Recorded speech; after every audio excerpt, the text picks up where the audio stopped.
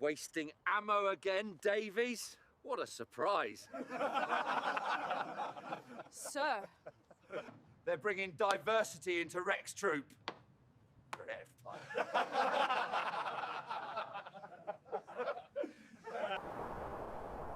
Staff Sergeant Arthur Jenkins scoffed, a dry, rasping sound that carried across the morning's chill air.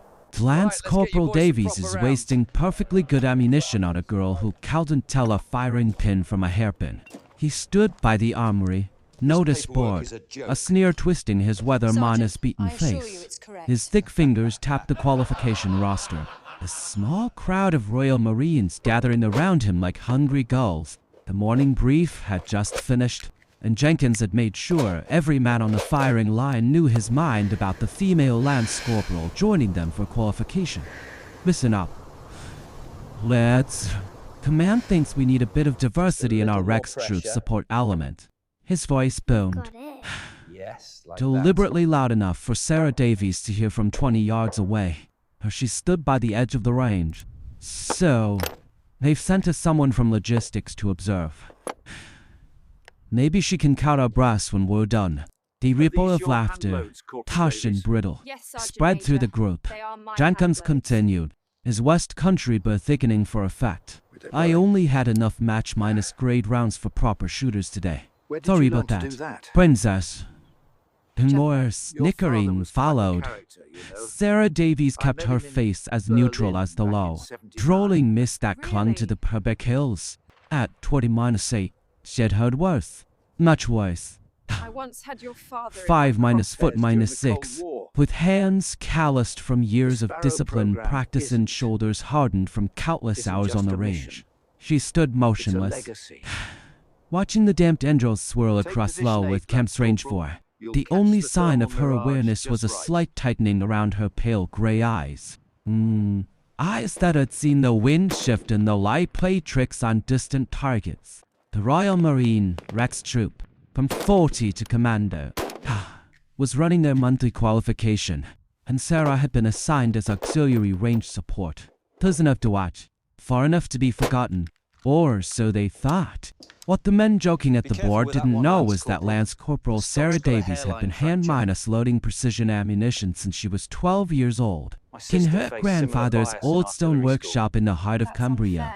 They didn't know that just 3 days ago she'd been transferred from the Royal Marine Shooting Team at Commando Training Center Royal Marine CTCRML YMPST1, with orders that came directly from Commandant General. They didn't know that her service record showed only basic qualifications because her real achievements were buried under security classifications that even Jenkins, with all his bluster, couldn't access.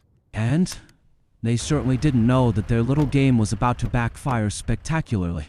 Sarah watched as Jenkins, with a theatrical flourish, handed out boxes of Lake City match-minus grade ammunition to his favored shooters. Each man received 50 rounds. Carefully packaged and sealed. When she'd reported to draw her ammunition that morning, Jenkins had looked at her as though she'd wandered into the wrong building. Support personnel on trait match ammo.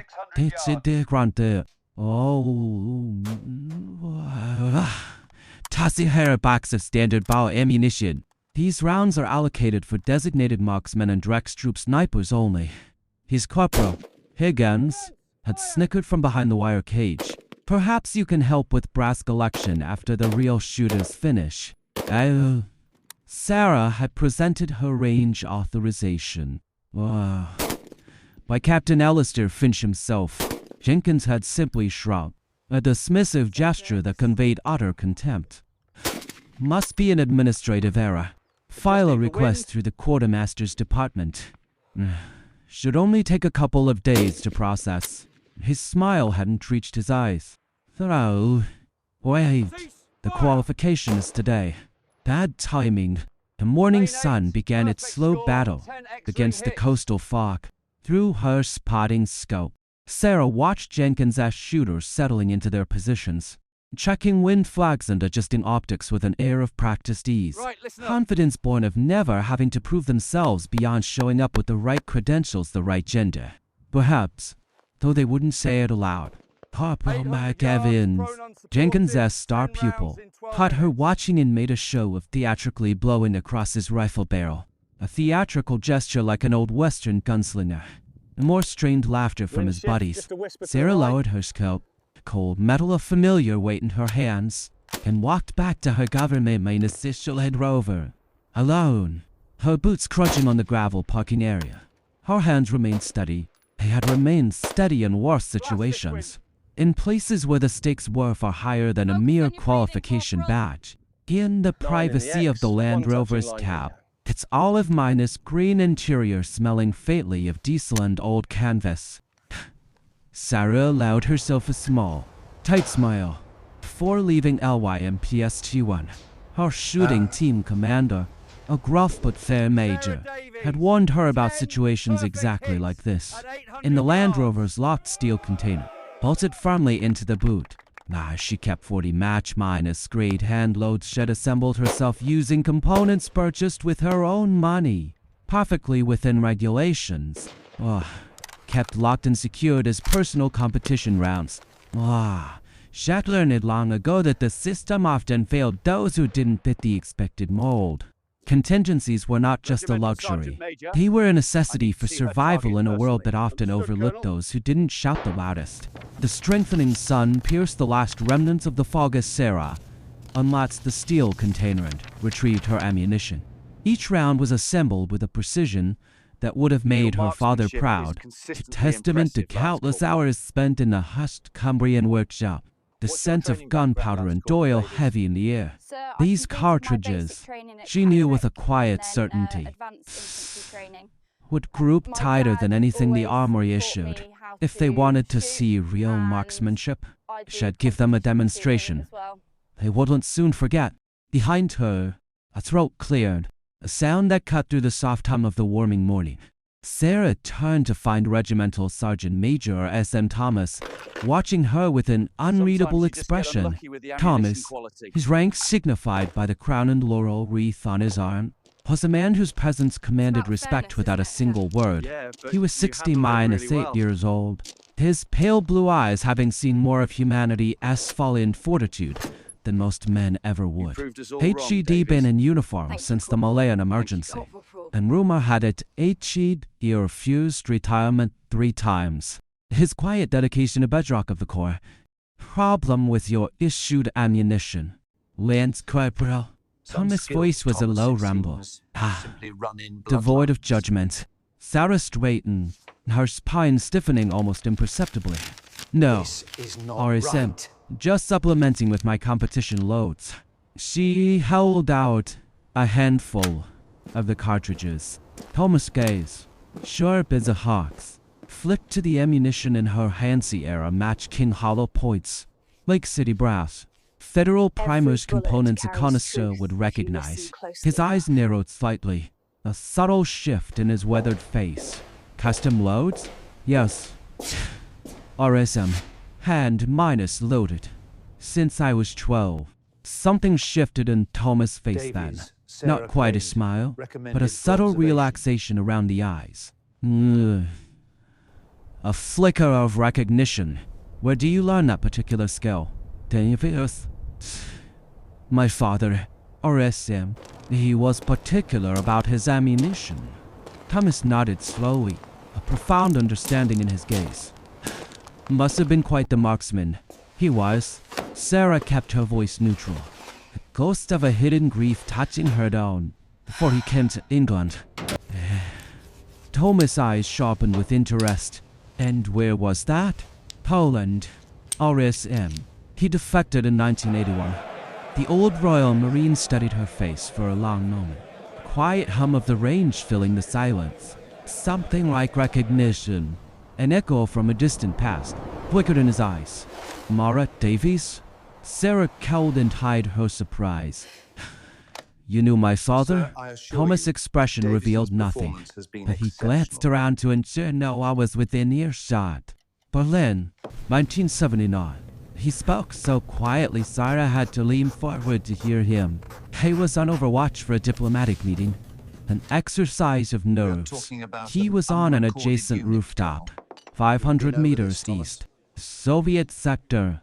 Both of us young, foolish, and certain of our convictions. Sarah felt her breath catch. Her father had never spoken of Berlin. Never.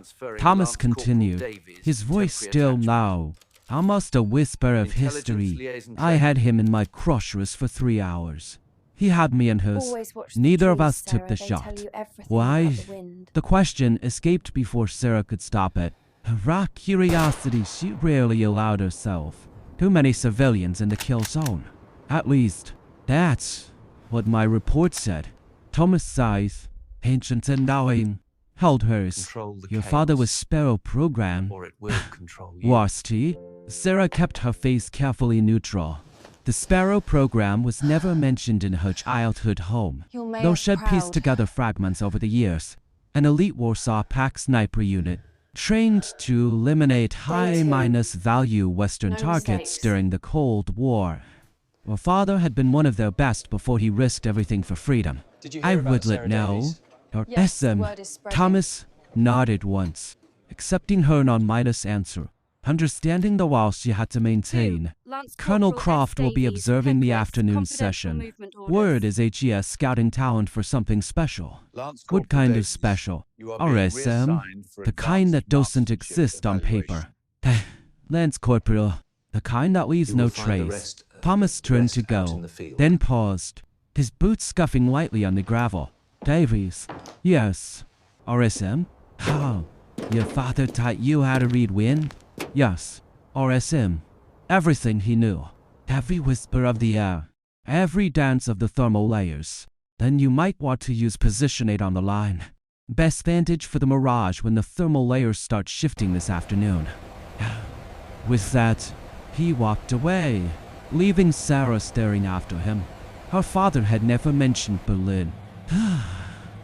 Never mentioned a Royal Marine sniper who had had him in his sights. And never mentioned a day when two enemies had silently agreed to preserve life rather than take it. It was a choice that had echoes through generations. The more aligned run in the stark landscape of the Cold War. She checked her watch. 90 minutes until Colonel Croft's arrival.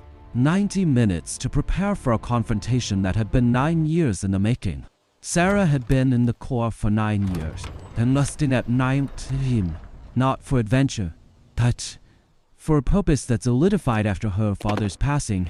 HED died 2 months into her basic training at LYMPST-1.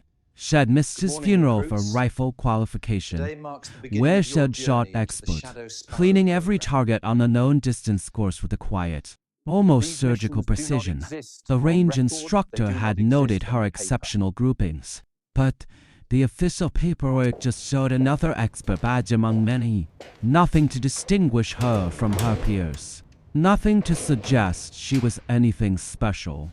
In Afghanistan, during her tour in Helmand Province, she had been temporarily assigned to a commando team as their designated marksman. After their primary shooter took shrapnel during a brutal push, for months in the jagged mountains, engaging insurgents at extreme ranges with a borrowed rifle, its stock worn smooth against her cheek. The after-minus action report, shrouded in the necessary secrecy of war, remained classified. Her contribution listed only as support personnel attached to a special forces unit. The team sergeant, a tough but fair Highlander, had tried to get her a conspicuous gallantry cross. The paperwork, like so much else for those operating in the shadows, never made it past Care Bastion. Sarah inspected each of her 40 hand-minus loaded rounds, turning them in the bloody sun, checking for the slightest imperfection. Each cartridge gleamed, brass polished to a soft glow, a miniature masterpiece of precision engineering. She placed them carefully in her ammunition pouch, each one a silent rebuttal to Arthur Jenkins' smirking dismissal. Nearby, Jenkins' favored shooters were zeroing their weapons, making final adjustments to their scopes. Their chattering camaraderie a tightly woven blanket Sarah had never been invited to join. She watched as Jenkins moved among his men, offering advice, sharing jokes, building the unit cohesion that made Royal Marine Commandos legendary.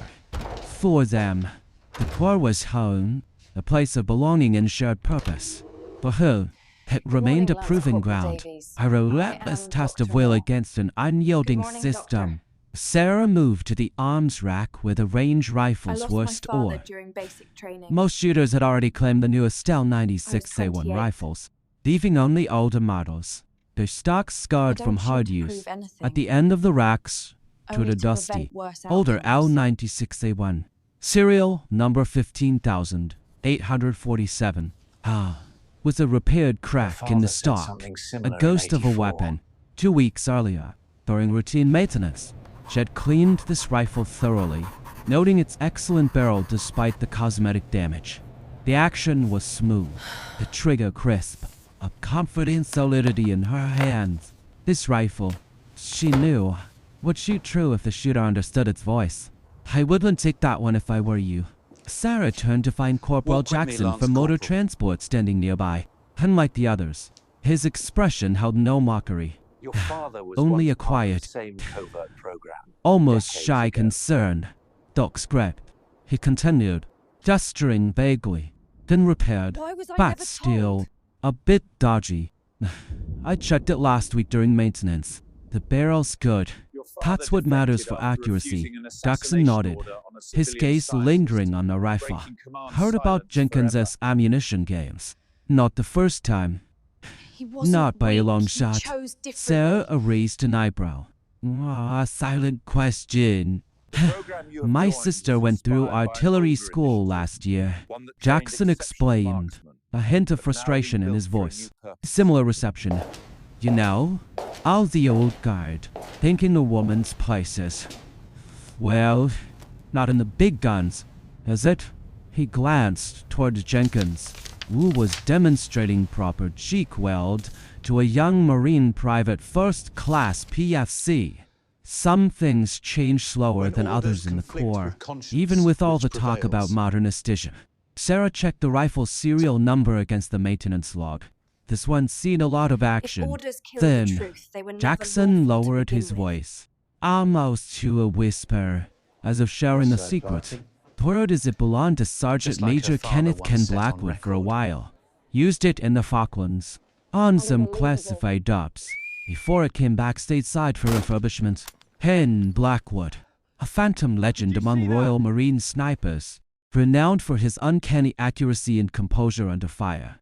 If the rifle had indeed been his, it was an unexpected stroke of luck in connection to a silent history. You spotting for anyone today? Jackson asked, his eyes still on her, a genuine offer in his gaze. Sarah shook her head. No, Corporal, In the ghost not range, every officially. mistake counts as I've real. got decent eyes if you need a spotter. Jenkins' No S-boys won't communication. help you. I reckon. No help. Sarah studied Strike him, the target searching for unseen. hidden motives, for the usual trickery. But there was none, only a straightforward offer of solidarity. Why would you do that, Corporal? Jackson shrugged. A simple gesture. Target Like I acquired. said, my sister's artillery. Steady. I've heard the stories, seen it myself. A bit of fair play Her wouldn't go patience. amiss. Just like Marek's. Would it? And shooting, as in life, allies often appeared in the most unexpected places, from the most unassuming quarters. I'd appreciate that. Corporal, more than you know. By 1,300 crosswind hours, at 40 word had meters spread across without the Purbeck instruments. range the female Lance Corporal intended to shoot the qualification. Despite Arthur Jenkins' deliberate ammunition games, some Royal Marines gathered to watch, drawn by the morbid curiosity of what they assumed would be an embarrassing failure. Others, Hit confirmed. mostly junior enlisted who had dealt with Jenkins' blatant favoritism for too long, quietly hoped she'd surprise everyone. The range had transformed as the fog burned away, revealing a Sparrow classic lives Dorset again. afternoon. Twave shimmered above the sun-minus baked turret, creating mirage conditions that would challenge even experienced shooters. Wind flags snapped in the brisk sea breeze, indicating a steady 8-, not crosswind from the west, with occasional gusts to 12. Her pulse Sarah never rises above settled baseline. into position Unreal. 8.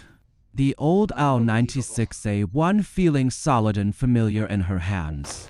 As our S.M. Thomas had suggested, the lane offered a clear, unencumbered view of the mirage effects, allowing her to read the wind with a precision that transcended mere numbers. She prepared her position meticulously, establishing a stable shooting platform with her back and Discipline, jacket. Sarah. A ritual focus. Discipline. Jackson settled in beside her, adjusting his spotting scope. Its eyepiece a dark, unwavering eye. You'd have First liked this string one, Dad. is 600 yards. Pound supported. Jackson murmured, checking his watch. 10 rounds in 10 minutes. Sarah nodded, loading 5 of her and minus loads into the magazine. Each cartridge was identical in weight and dimension, the brass gleaming from careful preparation. Every round a testament to her father's teachings, consistency, precision, and unwavering belief in the human element. Jenkins announced the afternoon relay over the range loudspeaker, his voice carrying a false professionalism that barely masked his underlying contempt. Attention on the firing line. Colonel Croft will be observing this qualification relay. Out-designated shooters, you have 15 minutes for final preparation. He emphasized the word designated Davis. like a challenge, Novak. his eyes finding Sarah at her position. His jaw tightened, that he couldn't make a scene with the colonel expected momentarily. Corporal Levins, in the lane next to Sarah, leaned over with a smug smirk. LYMPST1 paperwork says you qualified expert. Princess, let's see if you can hit the broadside of a barn without someone else pulling the trigger for you. Sarah said nothing, her gaze fixed on the distant targets, her focus absolute. She centered her mind on her breathing. Slow inhale, slower exhale, finding the deep, steady rhythm that would calm her nerves and steady her hands for the shot. She felt the familiar calm descending, the world narrowing to the essentials wind. Distance, bullet path, everything else faded into an indistinct hum. East F car, gleaming black against the dusty range, pulled up to the range control tower. Colonel William Cross stepped out. Tall, imposing figure in desert camouflage, his rank badge sharp against his uniform. The regimental copied. sergeant major of the Wiping terminal commando, now. a grizzled veteran, accompanied him, along with an aide carrying a leather portfolio. Jenkins hurried to greet them, shoulders squared, posture perfect, a caricature of military deference.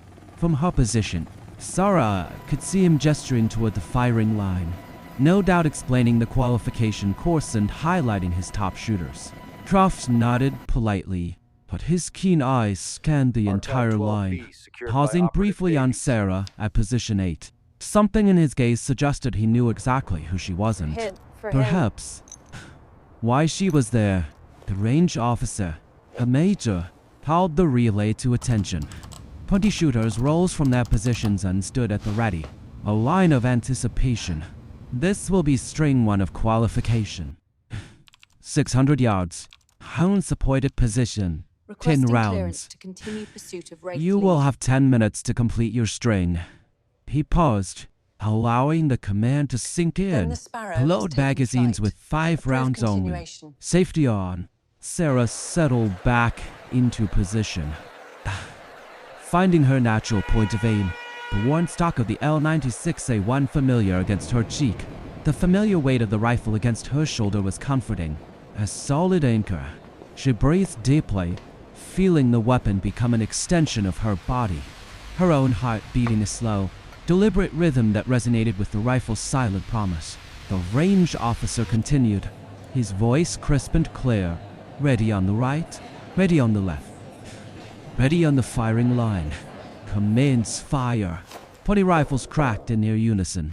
A wave of controlled thunder. Sarah held her fire, her eye pressed to the scope, watching the mirage through her specialist optics, reading the subtle patterns that revealed the true wind conditions. Jenkins asked shooters, No official following backup. textbook doctrine, held the You're left alone edge of the now. target, letting the wind drift their rounds to such a mass. A solid, if conventional, approach taught in every sniper school, but the wind was uniform to that. Sarah could see thermal layers creating variable conditions that would push rounds unpredictably if you followed the textbook blindly. She knew there was more to reading the air than mere flags. She squeezed the trigger on her exhale, the rifle punching against her shoulder with a familiar thud. Through her scope, she saw the round impact dead center. A clean, precise hole appearing in the distant black. Center X. Jackson confirmed through the spotting scope, his voice hushed with respect. Hold, same wind call. 9 more shots, each delivered with methodical precision, each round a heartbeat in the silence, each one landing within an inch of the others, creating a tight group that could be covered with a playing card. A testament to her father's unwavering insistence on absolute consistency. The range officer called ceasefire after 10 minutes. Targets were pulled and scored, a palpable tension hanging in the air. Playmate, perfect score, 10 out of 10 in the X- ring. The range officer announced, surprise evident in his voice, echoing across the loudspeaker. Colonel Croft walked over personally to verify the target to his spotting scope, his presence a silent exclamation mark. His face revealed nothing, but he spent longer examining Sarah's target than any other. A quiet, discerning assessment. Jenkins' shooters performed as expected, most scoring 8 or 9 hits in the black. Corporal 11's managed 9 in the black with 7 in the X-, ring a respectable showing that would typically have been the day's best performance. Not today. Second string 800 yards, prone and supported, 10 rounds in 12 minutes. At this distance, the standard ammunition's inconsistency began showing among Jenkins' shooters. Despite solid fundamentals, their rounds showed vertical stringing, the hallmark of ammunition, with variable powder charges, of mass production lacking the hand-loader's care. Sarah's hand loads, however, maintained their precision. The greater distance merely required more careful calculation, counting for the bullet's longer flight time and the increased effect of gravity and wind. The subtle movements of the air between